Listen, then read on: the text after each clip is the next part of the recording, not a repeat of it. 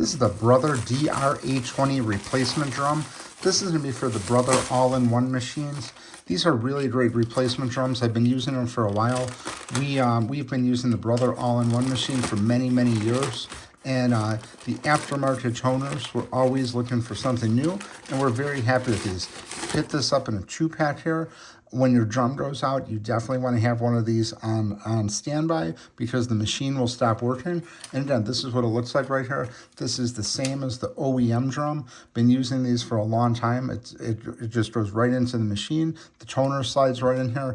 We never have any issues with any of these here. So if you're using a Brother all-in-one machine or the HL series, the MFC series, and a bunch of other ones, this is the DR820 drum, and it just, like I said, direct replacement. Highly recommend these. If you're familiar with the Brother machines, you know you do have to change these out. What'll happen is you'll just get a notice on the machine that the drum is bad and it just stops working. So you definitely want to have one of these on standby. Again, pick this up in a 2-pack. Highly recommend these drums.